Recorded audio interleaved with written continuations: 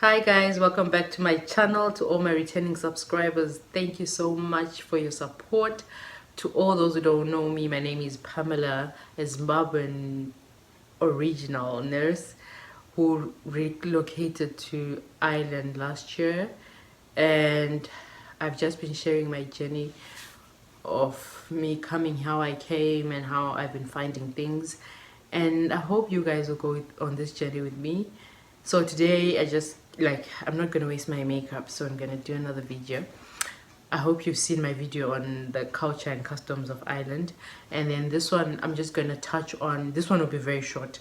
I'm just gonna touch on the living expenses or the cost of living in Ireland according to my experience. So when I got here, I was staying in a shared house and my rent was 450, and then for bills like electricity and heating it came up to 500. So rent was 500, and then my phone bill like per month was like 20, almost 20, just to buy like data for the month. And yeah, I didn't have transport because I was working. There was no transport to work, so I would walk to and from. But if in the event that it rained or I didn't feel like, you could get a taxi, and that would be like €6 just to go. So if you want to get a taxi to and from, that would be €12, but that was really once in a while. And then yeah, groceries, I would say was about plus minus €100. At that time, I didn't have much expenses because I had no transport. I hadn't taken a phone on bill payment. I didn't have a car. What else? Yeah, so there wasn't much expenses at that time. It was much easier to save. So another thing I'd advise people is, if you know you're not going to take your family for a while, you can hold on getting your own place, because the moment you get your own place you need to pay double rent because you're paying deposit the first month, and then you're basically renting a big place which is more expensive, unless it's affordable. Like my place is only like 150 more than what I was paying when I was sharing a house, which, but then also I'm a bit out of town, like as compared to where I work, so maybe a bit more on, like a lot more on fuel than I would have if I'd stayed in the same town. But now that I'm staying, like, I think the big blow for me came when I started staying by myself, because now when you're renting your own place, you've got your rent, which is obviously more than rent in a shared house. My rent, like I've always said in my previous videos, is 650. After that, you've got bills. You've got either gas or oil heating. I've got oil heating. The minimum I can top up at one go is like €200. So let's say, but €200 for me would roughly be for 2 to 3 months in the cold season, or 2 months when it's really cold.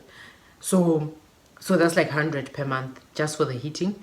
And then before I moved here, I took a phone out on bill pay. For that phone, I get all the data I want and calls like in Europe. But then that would be, yeah, I can't call home with that. So if I need to call home, I need to get another SIM card to get those call cards.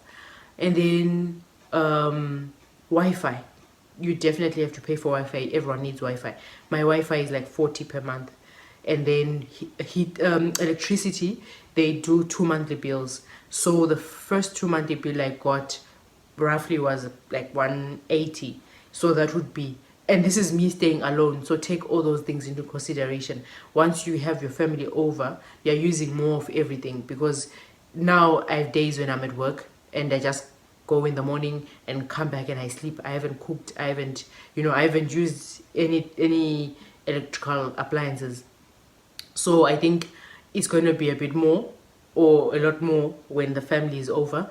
But then, so basically we're saying we've got rent, we've got the phone bill, we've got Wi-Fi, we've got the heating, and then we've got the bins.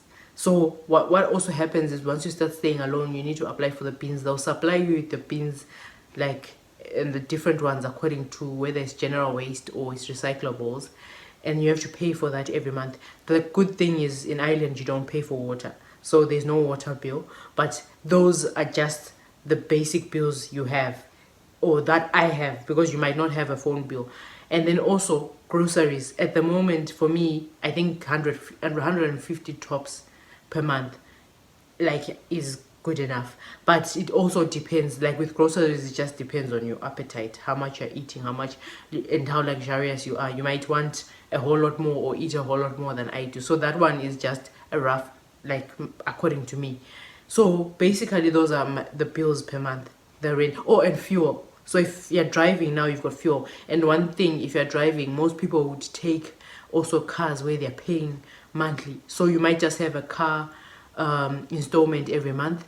And so I need people to understand, if there are people who are watching me who are like relatives of people who are overseas, like in as much as people get paid better here, they also have a standard of life that they're living that they have to maintain here. So don't always expect that people always have money, because people have got things to pay off, they've got bills to pay off, they've got, others have got mortgage, others have got car payments, others have got phone, like I've got a phone payment that I pay every month, besides the other bills, the Wi-Fi, the heating, the electricity, the groceries, the fuel. And then also if you have a car, when you get the car, the first thing that you need then is to insure it. And insurance is a bit expensive this side, I won't lie.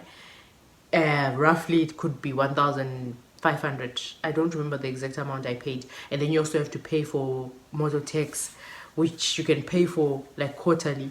So there's a bit of expenses, honestly, in as much as you're earning a good salary, like a good chunk of it is going to go into your bills.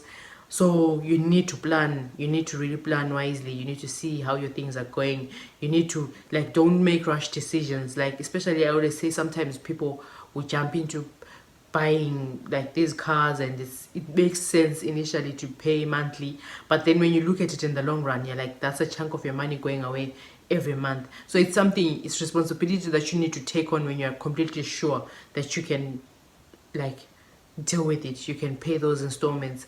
So don't rush into anything, make your do enough research before you purchase stuff, and see what's better, whether buying it once off or paying it off makes more sense.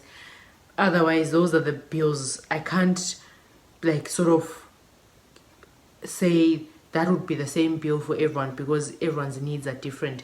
I got a phone and I pay for it monthly. You might not need to get a phone, you might just be getting your what you call that, your core card or your data every month, which could be like 20 or less per month. Whereas with my phone bill, I pay anything between 70 to 80 depending on how much calls I've made, and all per month.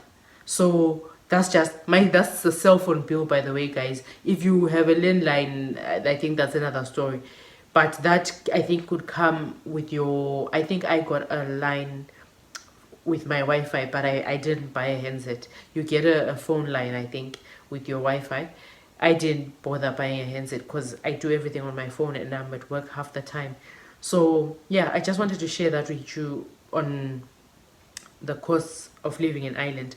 Those are the basics. So you need to come prepared. You need to, even like when you come initially, if you're not bringing your family, and I know most people who are coming to Ireland don't bring their families initially, it's advisable that you stay alone because it's cheaper, you don't have as much bills. But the moment you're getting your own place, just know that now you need Wi-Fi every month. To pay for Wi-Fi every month, you need to pay for the beans, you need to pay for electricity, whether it's gas or it's heating, you need to pay for and you need to get stuff for the house at the same time. In as much as we're not thinking, or I'm not going to mention, you need to finish a house basically. So take it easy, plan ahead, and you'll do it. Everyone does it, everyone goes through it. Nothing is impossible. It's not like undoable, but it needs proper planning, and you need to think up like whether some things are necessary or not. But that's all the advice I can give, guys. That's the bits that I can advise on the cost of living. Hope you enjoyed the video. Please subscribe, please like, please share. Yeah, please subscribe, guys. I need those subscriptions. And yeah, thank you for the support to all those who keep coming back to watch. I hope this is benefiting someone, because like I found when I was coming, I had so many questions, and these are the questions that I had, and no one was there to answer them for me. I couldn't keep asking. You're already asking people other things. You don't want to ask them everything, but at least when there's a platform like this where you can just Google and or check on YouTube and you see a video and like you can relate and pick up one or two things that will help you along the way. So I really hope this is helping a few people. So yeah, thank you guys. Take care.